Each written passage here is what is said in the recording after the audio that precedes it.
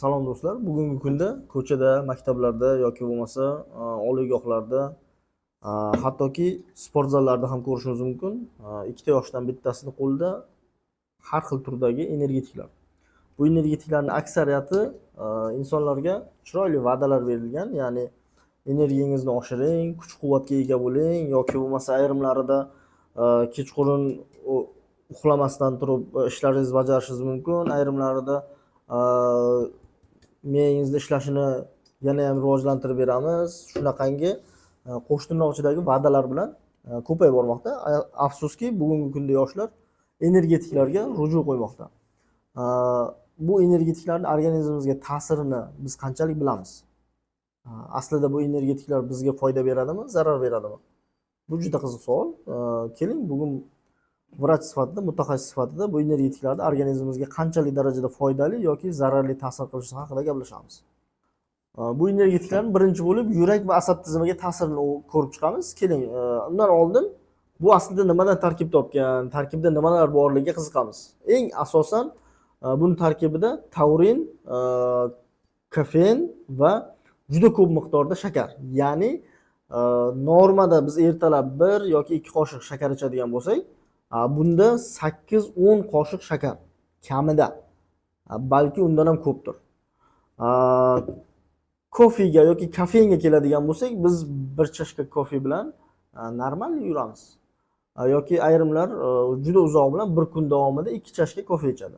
Lekin buni tarkibidagi kofe miqdorini o'lchaydigan bo'lsak, bir necha chashka kofe. O'zi tasavvur qilib ko'ring.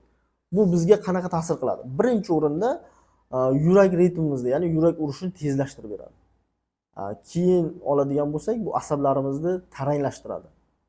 Yana oladigan bo'lsak, bu keyinchalik ikkinchi ta'siri bu nimaga qiyoslaymiz? Keling, men mashinaga qiyoslay qolaylik.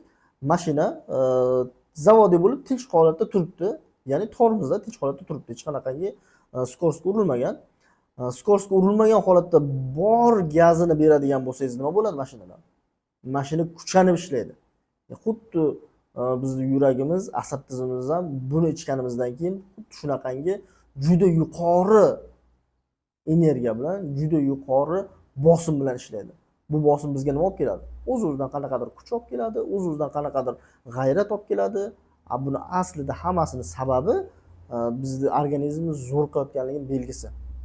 Kun davomida tez-tez va ko'p miqdorda iste'mol qilingan energetik ichimliklar hozirgi kunda yosharib borayotgan ayrim kasalliklar, ya'ni aritmiya, gipertoniya kasalligi va yoshlarda, ayniqsa yosharib boryapti, yoshlarda ko'p uchratamiz, insult, infarkt kabi kasalliklarga sababchi bo'lib qolmoqda hozirgi kundagi energetiklar. Ko'pchilik yoshlar energetik ichdim, energiyam oshdi deb noto'g'ri o'ylashadi. Aslida esa bu energetiklar organizmga tashqaridan hech qanaqangi energiya bermaydi. Bu hammasi sizning organizmingizdagi ichki zaxiralarni oxirigacha tortib sug'ura oladi.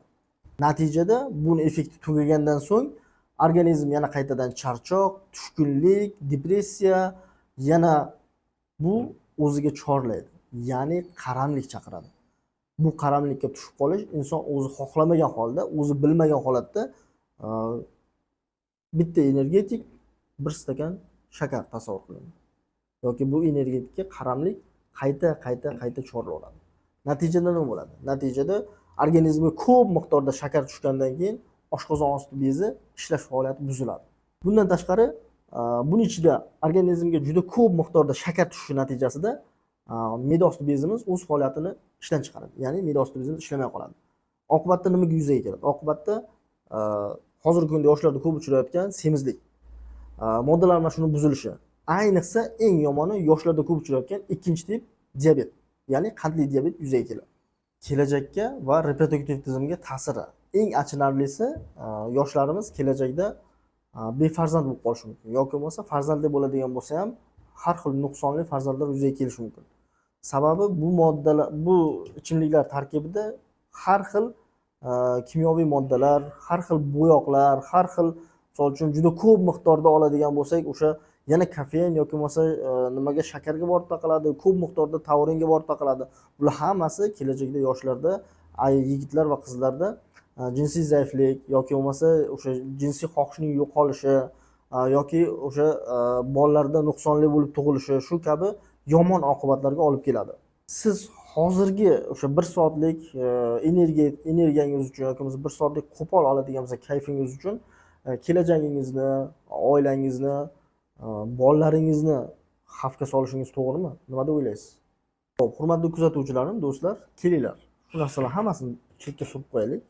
Bizga kerak emas. Mana shu 1 stakan shakar ham bizga sog'lom ovqatlanish, ya'ni toza me'yordagi toza suv, to'g'ri ovqatlanishimiz, kerakli vitaminlar, kerakli mikroelementlarga boy bo'lgan to'g'ri ovqatlanishimiz bu bizni hozirgi va kelajakdagi hayotimizni sog'lom bo'lishiga yordam beradi.